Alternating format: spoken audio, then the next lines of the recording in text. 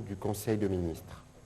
Le président de la République, chef de l'État, Félix Antoine Tshisekedi Tshilombo, a présidé ce vendredi 15 avril 2022 par visioconférence la 49e réunion du Conseil de ministres.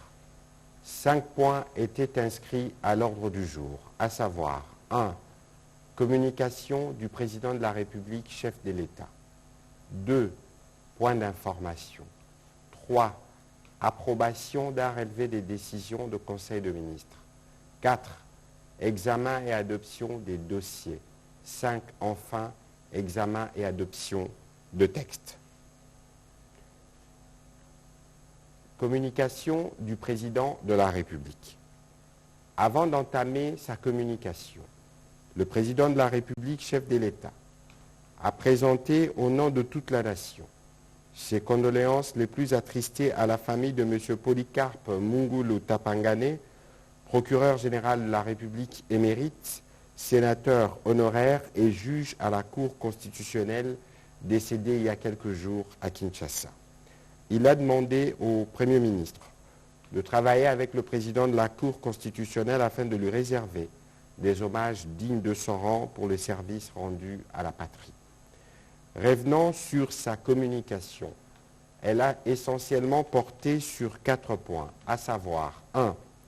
De l'adhésion de notre pays à la communauté de l'Afrique de l'Est et du renforcement de la coopération avec la République du Kenya.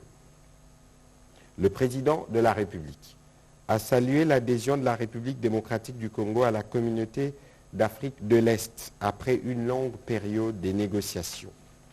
Il a indiqué que cela constitue une opportunité à la fois pour renforcer la paix et la sécurité, mais également pour attirer et promouvoir les investissements et les entrées des capitaux en vue de soutenir la croissance économique et d'améliorer le bien-être de nos populations.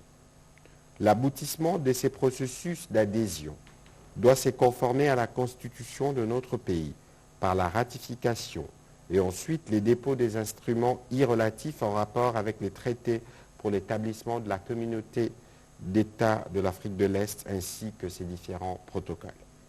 Vu l'intérêt et les enjeux que cette adhésion représente pour la République démocratique du Congo, le président de la République a exhorté les institutions concernées par le processus de ratification à faire preuve de diligence en adoptant les mesures nécessaires à cet effet.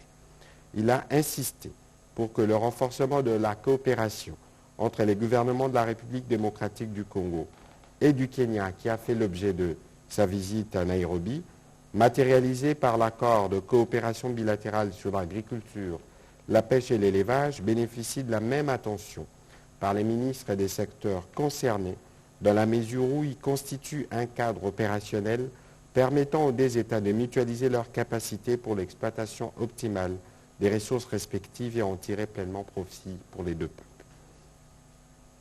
Deuxième point de la communication du président de la République, relatif à l'opérationnalisation de la Direction générale des corridors de développement industriel. Dans la perspective du lancement de la première phase de la mise en service du port en eau profonde de Banana prévu en 2025, le président de la République, chef de l'État, a invité le gouvernement à s'atteler à l'opérationnalisation de la Direction générale des corridors de développement industriel, DGCDI. Cette entité a la tâche de gérer 8 corridors de développement à l'échelle nationale et régionale, parmi lesquels, au niveau national, le corridor de développement Bas-Congo, projet pilote de par sa vocation d'être un instrument d'intégration économique multisectorielle nationale du fait qui concerne 3 provinces, le Congo central, Kinshasa et le Kwango, et au niveau corridor et au niveau régional, les corridors impliquant 3 pays, République démocratique du Congo, République d'Angola et République du Congo. Afin de pallier les manques de moyens financiers auxquels cet établissement est confronté depuis des années, le président de la République a chargé le ministre d'État, ministre du Budget, les ministres de l'Industrie et des Finances, sous la supervision du Premier ministre, de veiller chacun en ce qui concerne aux actions à mener pour le fonctionnement optimal du dit établissement public. De l'opérationnalisation du dit corridor, il en résultera nécessairement un accroissement des activités logistiques qui se traduira par un volume important de manutention pour le futur port en eau profonde de Banana. Troisième point de la communication du président de la République relatif à la lutte sans relâche contre les antivaleurs, notamment le tribalisme. Face à la montée des propos et autres actes d'essence tribale constatés depuis certains temps dans la sphère publique concourant à la crispation de notre environnement social et politique et compromettant ainsi la paix sociale entre communautés, le président de la République a rappelé, partant de l'histoire de notre pays, que chaque montée en puissance des discours tribalistes s'est toujours soldée par l'écoulement du sang de nos compatriotes et la destruction de l'identité et de l'unité nationale. Il a rappelé que notre loi fondamentale reconnaît à tout citoyen congolais les droits d'habiter partout où il veut sur toute l'étendue du territoire national. Le président de la République a ainsi lancé un vibrant appel aux leaders politiques, aux responsables religieux, aux forces vives de la société civile, ainsi qu'à tout bon citoyen congolais, à s'investir davantage pour favoriser une interpénétration ethnique positive qui est une richesse nationale pour le pays et un rempart contre son émiettement. Le président de la République a attiré l'attention du vice-premier ministre, ministre de l'Intérieur, Sécurité et Affaires coutumières, de la ministre d'État, ministre de la Justice et Garde de Sceaux, de la ministre de la Culture, Arts et Patrimoine, du ministre de la Jeunesse et Initiation à la Nouvelle Citoyenneté, ainsi que de la ministre après le président de la République, afin qu'ils puissent chacun, dans la limite de ses attributions, travailler pour, d'une part, avoir un arsenal de mesures légales répressives envers les auteurs de l'incitation à la haine et au tribalisme, et d'autre part, d'encourager les initiatives telles que l'organisation des dialogues intercommunautaires en y associant les chefs coutumiers et développer de projets culturels, associatifs et sportifs intégrateurs qui renforceront la cohésion sociale, l'esprit patriotique et l'unité nationale. Quatrième et dernier point de la communication du président de la République relatif à l'opérationnalisation de la zone économique spéciale de Maluku. Le président de la République a rappelé les recommandations qu'il avait formulées au gouvernement lors de la 42e réunion du Conseil des ministres, afin de lever les pesanteurs qui persistent sur le processus d'opérationnalisation de la zone économique spéciale pilote de Maluku.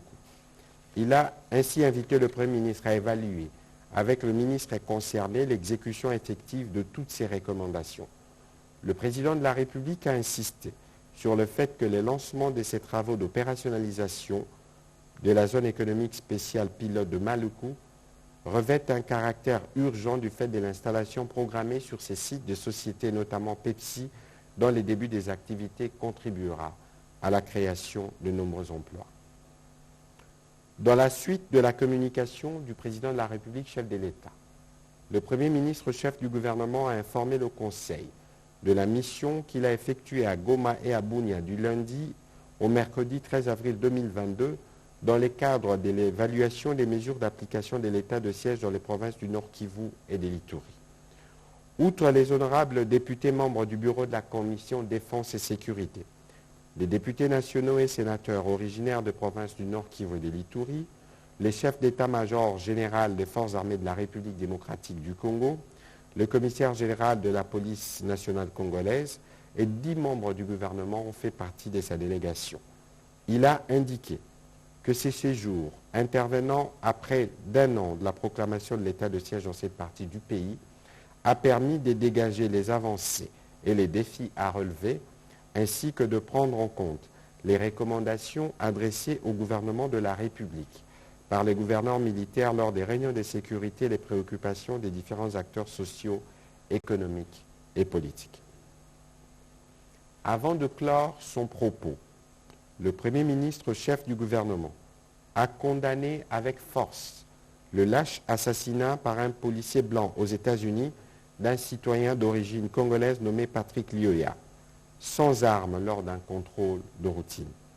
Il a précisé que l'ambassadeur des États-Unis d'Amérique en République démocratique du Congo a exprimé à notre vice-premier ministre, ministre des Affaires étrangères, les vifs regrets ainsi que les condoléances de son gouvernement suite à cet acte ignoble. L'ambassadeur des États-Unis d'Amérique a rassuré le gouvernement de la République que tout est déjà mis en œuvre par son pays pour que le policier, auteur de cet assassinat, soit sévèrement sanctionné, conformément aux lois américaines en la matière. Au chapitre 2 du Conseil des ministres de ce jour, relatif aux points d'information. 1. État et administration du territoire. Le vice-premier ministre, ministre de l'Intérieur, Sécurité, décentralisation et affaires coutumières, a présenté la synthèse de l'état du territoire national, qui reste généralement calme. Au cours de la semaine qui s'achève, l'état de l'esprit de la population a été marqué par la signature par le président de la République le 8 avril 2022 à Nairobi de l'acte d'adhésion de notre pays à la communauté des États de l'Afrique de l'Est. À Kinshasa, le gouvernement ne ménage aucun effort pour permettre aux forces de l'ordre de venir à bout de la recrudescence actuelle du phénomène Kuluna dans certains coins de communes de Kimbanseke, Makala, Sele, Massina et Barumbu. Toujours sur ces chapitres sécuritaires, à son tour, le ministre de la Défense nationale et ancien combattant a présenté les particularités sécuritaires sur l'ensemble du pays. Concernant l'évolution opérationnelle de l'état de siège, le ministre de la Défense nationale et ancien combattant a indiqué que les forces armées de la République démocratique du Congo poursuivent aux côtés de forces armées ougandaises la traque de forces négatives et des groupes armés. Suite à l'heureuse expérience vécue par l'unité canine sur l'axe Luna-Komanda à Bunia, par la découverte de plusieurs bombes artisanales, une série de patrouilles de combat de cette unité a été lancée le 9 avril 2022 dans les secteurs opérationnels Sokola en Grand Nord, où plusieurs pièges sont posés par les terroristes des ADF. Le ministre de la Défense nationale et ancien combattant a aussi annoncé au Conseil la libération par les forces armées de la République démocratique du Congo du reste des personnalités de la Task Force iturienne, avec en tête Thomas Dubanga, jadis pris en otage par le groupe armé Codeco. Il a conclu son intervention par saluer la matérialisation de la promesse du président de la République, concrétisée par le gouvernement, à savoir l'augmentation substantielle du traitement des bases des militaires et des policiers. Bien plus, 31 000 militaires non retraités, qui depuis 18 ans étaient catégorisés inactifs, vont désormais être payés comme tous les autres, en attendant leur mise à la retraite légale. Toujours sur ces chapitres de points d'information, évolution de la situation de l'épidémie à Covid-19. Le ministre de la Santé publique, Hygiène et Prévention a présenté la situation liée à l'épidémie à Covid-19 en République démocratique du Congo. Au cours de 14 derniers jours, 66 nouveaux cas confirmés de Covid-19, soit une moyenne d'environ 5 nouveaux cas par jour, ont été rapportés dans 18 zones de santé réparties sur cette province. Ces nombres de nouveaux cas représentent une diminution de 38,3%, consolidant ainsi la tendance baissière de nouveaux cas de contamination. Dans le but d'accroître le taux de couverture vaccinale, le ministre de la Santé publique, Hygiène et Prévention a indiqué que le gouvernement œuvre à booster la vaccination au travers notamment d'une campagne de vaccination avec l'approche différenciée. Aussi réitère-t-il sa recommandation à la vigilance absolue de poursuite de la sensibilisation en invitant la population à observer scrupuleusement les gestes barrières pour se protéger et se prémunir contre les vagues éventuelles. Le Conseil a pris acte de sa note d'information. Toujours sur ces chapitres, la vice-première ministre, ministre de l'Environnement et du Développement durable, a fait le rapport sur l'état d'avancement du processus pays relatif à la gestion du secteur forestier. Faisant suite à la demande du président de la République, formulée lors de la 47e réunion du Conseil des ministres, la vice-première ministre, ministre de l'Environnement, a fait part au Conseil du rapport relatif à l'état d'avancement du processus pays concernant la gestion du secteur forestier au regard des engagements internationaux pris par la République démocratique du Congo. Elle a d'abord rappelé les 10 engagements internationaux pris à la conférence internationale sur le climat COP26 tenue à Glasgow, qui porte notamment sur la déclaration d'engagement des États membres de la COMIFAC pour les forêts d'Afrique centrale et l'appel pour un financement équitable. La déclaration des dirigeants mondiaux sur les forêts du 1er novembre 2021. Les engagements dans le cadre de l'accord de partenariat RDC-CACI, initiative sur les forêts d'Afrique centrale pour la période 2021-2030 du 2 novembre 2021. Les engagements sous l'accord de Paris de 2015, notamment l'opérationnalisation de la contribution déterminée à l'échelle nationale de la RDC, soumise au secrétariat de la Convention-cadre des Nations Unies en décembre 2021. Elle a ensuite précisé que ces engagements revêtent un caractère multisectoriel, hormis le fait que leur période de mise en œuvre s'étale sur 10 ans. Aussi s'imbriquent-ils pour la plupart avec les engagements pays contenus dans la contribution déterminée à l'échelle nationale sous l'accord de Paris sur le climat. Pour y parvenir, le ministère de l'Environnement et du Développement durable a, avec d'autres parties prenantes, entrepris depuis janvier 2022 une série d'actions avec pour objectif de mettre en place le cadrage politique, institutionnel et opérationnel requis, pouvant permettre à notre pays de tenir ses engagements. C'est le cas notamment du Conseil national de l'environnement et du développement durable CONED, qui servira de cadre institutionnel de coordination de la mise en œuvre de la contribution déterminée nationale dans les cas des engagements sous l'accord de Paris. Le Conseil a pris acte de cette note d'information. Intervenant à son tour, toujours sur ces chapitres de points d'information, la ministre d'État, ministre du portefeuille, a présenté au Conseil le rapport de la commission ad hoc chargée de l'examen d'informations supplémentaires sur le partenariat entre le gouvernement représenté par Congo Ressources et la société AGN Resources. Et c'est conformément aux recommandations de la 45e réunion du Conseil de ministres tenue le 18 mars 2022. Il en ressort que les éclaircissements nécessaires ont été obtenus sur les points relatifs à la situation des actifs dormants, à la nécessité de valoriser ces actifs et aux exigences de capitaux frais importants, à l'accès au financement et à l'expertise, au montage et au processus de mise en œuvre du partenariat Congo Ressources et AGN Ressources, et enfin à l'exigence du contrat de performance. La ministre d'État, ministre du portefeuille, a précisé que la commission ad hoc a conclu son rapport en réaffirmant la décision du Conseil de ministres de créer un véhicule financier dénommé Congo Ressources, entreprise du portefeuille de l'État, dont l'État demeurera l'unique actionnaire, recommandant le listing des actifs moyennant l'accompagnement d'une commission constituée des membres des commissions interministérielles permanentes, ECOFIN ainsi que la commission de loi et textes réglementaires, recommandant la signature du contrat définitif avec AGN Resources tout en prenant en compte pour correction les irrégularités relevées dans les mémorandums d'entente et dénoncées par le Conseil de ministres. Le Conseil a pris acte de cette note d'information.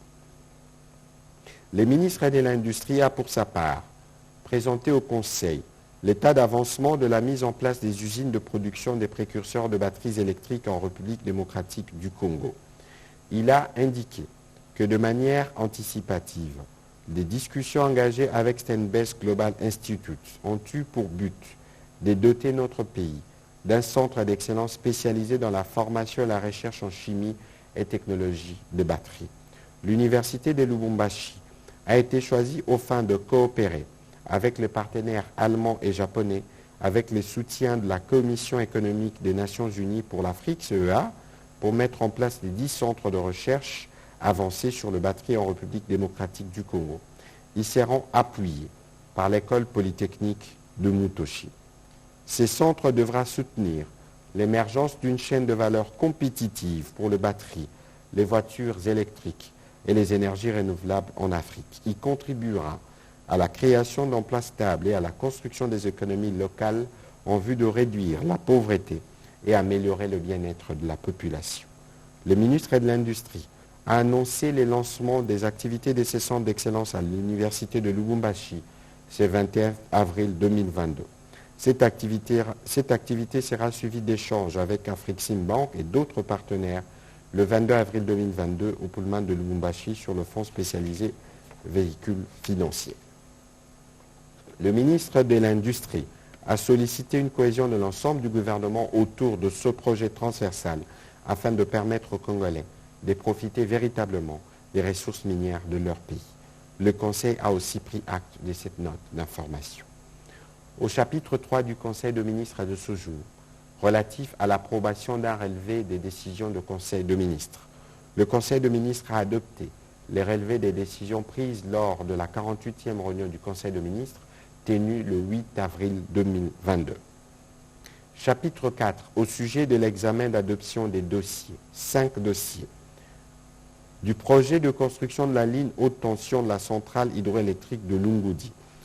Faisant suite aux recommandations de la 43e réunion du Conseil de ministres tenue le 4 mars 2022, le ministre des Ressources hydrauliques et électricité a soumis au Conseil les avis techniques pour la relance du projet de construction de la ligne de transport du courant électrique à haute tension de 72 kV de la centrale hydroélectrique de Lungoudi à Kamonia dans la province du Kasaï. Complétant le ministre des Ressources hydrauliques et électricité à ses propos, le ministre d'État, ministre du Budget, à la lumière des avis techniques recueillis auprès de la Direction générale et du contrôle de marché public, DGCMP, a préconisé le lancement d'une nouvelle procédure de passation de marché public, conformément aux prescrits de la loi en vigueur en vue de la relance de ce projet. Après débat et délibération, le Conseil a adopté ces dossiers. Deuxième dossier, création de la compagnie aérienne nationale Air Congo. Le ministre des Transports, voie de communication et des désenclavements, a présenté au Conseil le projet relatif à la création de la compagnie aérienne nationale Air Congo. Il a rappelé que c'est à l'initiative du président de la République, chef de l'État, qu'un partenariat stratégique a été conclu l'an dernier avec la compagnie aérienne Ethiopian Airlines Group aux fins de promouvoir le développement du transport aérien dans des conditions optimales de sûreté et de sécurité dans notre pays, et ce, à travers une compagnie aérienne nationale normalisée, fiable et viable, et dont les parts sociales sont détenues majoritairement par la République démocratique du Congo. Le ministre des Transports, voie des communications et des désenclavements, a expliqué que cette joint venture revêt des atouts substantiels susceptibles d'apporter des solutions techniques, matérielles, financières et l'expertise nécessaire pouvant procurer à la nouvelle compagnie une grande capacité de devenir leader et de supplanter la concurrence de compagnies privées ou étrangères au niveau domestique, régional et international. Après débat et délibération, le Conseil a adopté ces dossiers. Troisième dossier, le ministre de l'Industrie a présenté au Conseil le projet de structuration et de modélisation de la filière manioc à travers la promotion de la farine panifiable en République démocratique du Congo.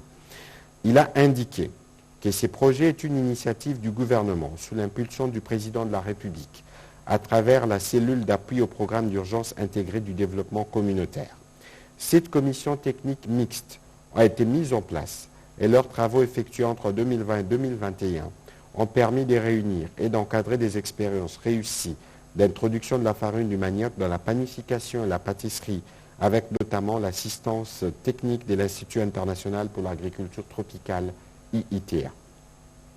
Ainsi, des pains congolais comprenant 20% de la farine de manioc panifiable et des pizzas, gaufres et gâteaux à 100% de farine de manioc ont été dégustés par la délégation de la Banque africaine de développement en mars dernier lors des négociations du financement du projet. Il a été constaté à ce stade que ces produits de haute qualité certifiés ISO constituent une bonne base pour la création de milliers d'emplois, la promotion de la PME et la relance de l'industrie de la panification et de la pâtisserie. Le ministre de l'Industrie a précisé que la mise en œuvre de ce projet exige notamment l'élaboration des mesures d'application de la norme congolaise pour la panification et la pâtisserie et la prise de mesures gouvernementales ciblées, notamment l'octroi des exonérations aux acteurs du secteur privé local œuvrant dans la chaîne des valeurs de la filière manioc autour de la plateforme PUDC. Après débat et délibération, ce dossier a été adopté. Quatrième dossier, projet des normes et standards du numérique applicables au secteur public. Le ministre du Numérique a présenté au Conseil les projets des normes et standards du numérique applicables au secteur public en République démocratique du Congo. Il a précisé que ces cadres normatifs est un ensemble des règles, des directives, des référentiels qui constitueront les catalyseurs d'un fonctionnement harmonieux de l'écosystème numérique de notre pays. Et celles-ci devraient être respectées par les membres du gouvernement dans la mise en place des services et activités numériques au sein de leurs administrations respectives. L'objectif final de 5 premiers livres sur les normes et standards du numérique applicables au secteur public, récemment adopté, consiste à garantir aux citoyens congolais et aux usagers des services publics conformes, convergents, intégrés, évolutifs et faciles à utiliser. Ces différents livres portent respectivement sur les bonnes pratiques numériques gouvernementales, les directives numériques de l'État, les socles de logiciels de l'État, le cadre commun d'architecture des référentiels de données, les référentiels généraux d'interopérabilité. Sollicitant l'approbation du gouvernement pour la mise en œuvre consensuelle et programmée de ces normes et standards numériques, le ministre du Numérique a souligné que leur fixation légale se fera par voie d'arrêté ministériel. Après débat et délibération, ce dossier a été adopté. 5e dossier soumis au Conseil des ministres de ce jour, relatif à l'approbation du document de politique foncière nationale. Le ministre des Affaires foncières a fait au Conseil l'économie du document de politique foncière nationale de la République démocratique du Congo. Il a soutenu que ceci constitue une avancée significative dans le processus de la réforme foncière engagée depuis 2012. C'est donc pour la première fois depuis 50 ans que notre pays disposera, après la promulgation par décret du Premier ministre chef du gouvernement, d'un instrument de politique foncière documenté en phase avec les enjeux actuels et les questions émergentes.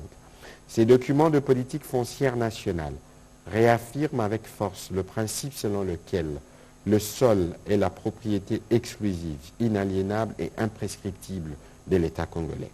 Il introduit des innovations qui garantissent entre autres l'amélioration de la sécurité juridique de droits fonciers et immobiliers, le renforcement de la sécurisation de la tenue foncière coutumière collective et individuelle, la décentralisation de la gouvernance foncière, la mise en place des mécanismes de collaboration et de coordination intersectorielle, la rationalisation du régime fiscal et le renforcement du régime de protection pénale de terre.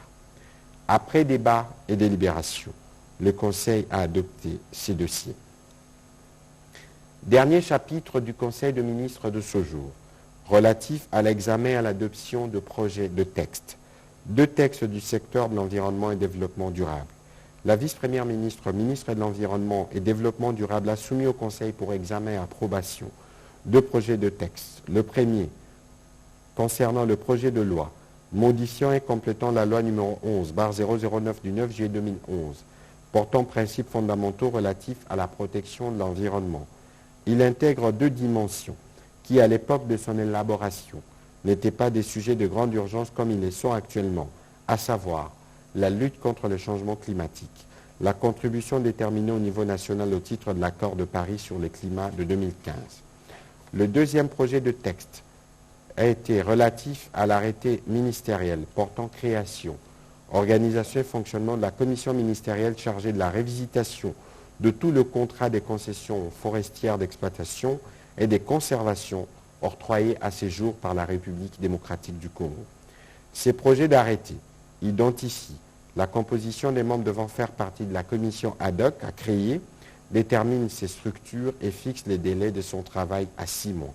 Les missions assignées à cette dernière sont claires, notamment inventorier tous les contrats de concession forestière octroyés par l'État à ce jour, constater la conformité de ces contrats aux lois et règlements en la matière, proposer la suspension ou, les cas échéants, l'annulation de contrats jugés illicites, appliquer les amendes transactionnelles à l'encontre des exploitants non en règle, proposer des poursuites judiciaires contre les sociétés détentrices de faux contrats de concession forestière.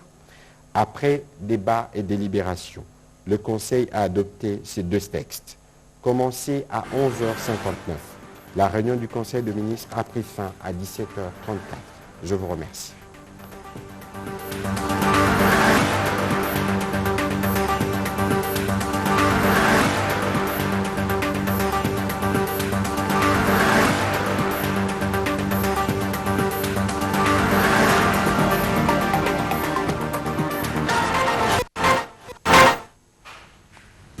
Poursuivons ce journal, les forces politiques et sociales alliées à l'UDP